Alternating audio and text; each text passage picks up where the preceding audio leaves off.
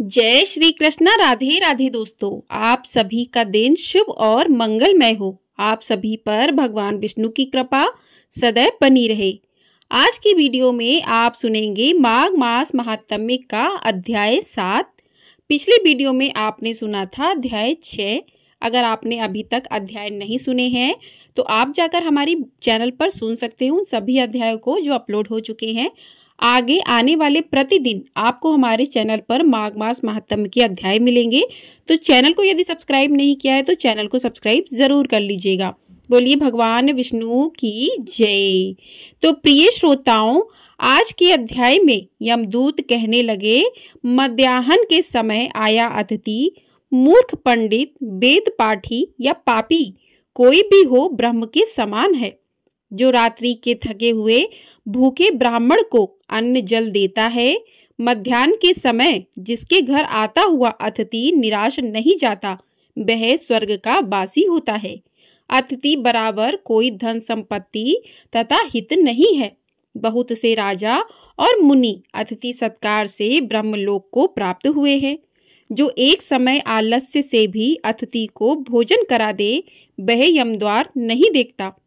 केसरी ध्वज से वैवस्वत देव ने कहा था कि जो कोई इस कर्म भूमि मृत्यु लोक से स्वर्ग लोक जाने की इच्छा रखता हो, वह अन्न का दान करे। दूत कहता है कि यमराज कहते हैं कि अन्न के बराबर दूसरा और कोई दान नहीं है। जो गर्मियों में जल, सर्दी में ईंधन और सदैव अन्न का दान करते हैं, वह कभी यम के दुख नहीं उठाते। जो अपने किए हुए पापों का प्रायश्चित करता है, वह नरक को नहीं देखता, और प्रायश्चित ना करने वाला मनुष्य नरक में जाता है।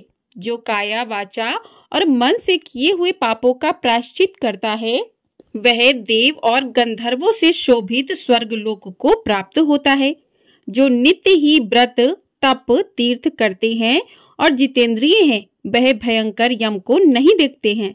नित्य धर्म करने वाला दूसरे का अन्न, भोजन और दान त्याग दे। नित्य स्नान करने से बड़े बड़े पाप का नाश होकर यम को नहीं देखता। बिना स्नान पवित्रता कैसे हो सकती है? जो मनुष्य पर्व के समय चलते जल में स्नान करते हैं, वह बुरी योनि नहीं पाते, ना ही नरक में जाते हैं। माघ मास में प्रातः स्नान करने वाले मनुष्यों को नियम पूर्वक तिल पात्र और तिल कमल का दान करना चाहिए। यमदूत कहते हैं कि हे विकुंडल, पृथ्वी, सोना, गौ आदि परम दान करने वाला स्वर्ग से नहीं लौटता। बुद्धिमान पुण्यतिथियों, व्यतिपात, संक्रांति आदि को थोड़ा सा दान करके भी बुरी गति को नहीं प्राप्त होता है। सत्यवादी, मौन रहने वाला, मीठा बोलने वाला, क्षमाशील, नीतिवान, किसी की निंदा न करने वाला, सब प्राणियों पर दया करने वाला, पराये धन को तृण के समान समझने वाला मनुष्य कभी भी नरक को नहीं भोगता। बोलिए भगवान विष्णु की जय। इसके आगे का वृत्तांत आप अगले अध्याय में सुनेंगे। आज का अध्याय यहीं पर समाप्त हुआ। आइए अब जानते हैं कि श्री कृष्ण ने गीता में कौन से विचार अपने बताए थे जो आपकी जिंदगी बदल देंगे। तो पहला है कि कोई कुछ भी कहे, बस अपने आप को शांत रखो, क्योंकि सूरज कितना भी तेज क्यों ना हो, समुद्र सूखता नहीं है। दूसरा विचार था कि जहां आपकी कोई कीमत नहीं है, वहां पर रुकना अनुचित है, चाहे वो किसी का घर हो या फिर किसी का मन हो। अगली बात श्री कृष्ण ने कही है कि जब कोई हाथ और साथ दोनों ही छोड़ देता है, तब कुदरत कोई ना कोई उंगली पकड़ने वाला भेज देता है। उन्हीं का नाम कान्हा है। जो मन को नियंत्रित नहीं करते, उनके लिए वह शत्रु के समान कार्य करता है। हे अर्जुन, व्यक्ति जो चाहे बन सकता है, यदि वह विश्वास के साथ इच्छित वस्तु पर लगातार चिंतन करे। अगला, सिर्फ दुनिया के सामने जीतने वाला ही विजेता नहीं होता, बल्कि किन रिश्तों के सामने कब और कहां हारना है, यह जानने वाला भी विजेता होता है। जो लोग बुद्धि को छोड़कर भावनाओं में बह जाते हैं, उन्हें हर कोई मूर्ख बना सकता है। वक्त से पहले मिली चीजें अपना मूल्य खो देती हैं और वक्त के बाद मिली चीजें अपना महत्व। मनुष्य को अपने कर्मों के संभावित परिणामों से प्राप्त होने वाली विजय या पराजय, लाभ या हानि, प्रसन्नता या दुख इत्यादि के बारे में सोचकर चिंता से ग्रसित नहीं होना चाहिए। आत्मा पुराने शरीर को वैसे ही छोड़ देती है जैसे मनुष्य पुराने कपड़ों को उतारकर नए कपड़े धारण कर लेता है। आगे श्री कृष्ण कहते हैं कि जैसे जल में तैरती नाव को तूफान उसे अपने लक्ष्य से दूर ले जाता है, ठीक वैसे ही इंद्रिय सुख मनुष्य को गलत रास्ते की ओर ले जाता है। आपका विश्वास एक पर्वत को भी खिसका सकता है, लेकिन आपके मन का संदेह दूसरा पर्वत खड़ा कर सकता है। हमारा खुद पर विश्वास होना बहुत ही जरूरी है, क्योंकि हम अपने रास्ते पर खुद चलते हैं। वक्त कभी भी एक जैसा नहीं रहता। उन्हें रोना भी पड़ता है जो बेवजह दूसरों को रुलाते हैं। अपनी इच्छा शक्ति के माध्यम से अपने आप को नई आकृति प्रदान करें। कभी भी स्वयं को अपनी आत्म इच्छा से अपमानित ना करें।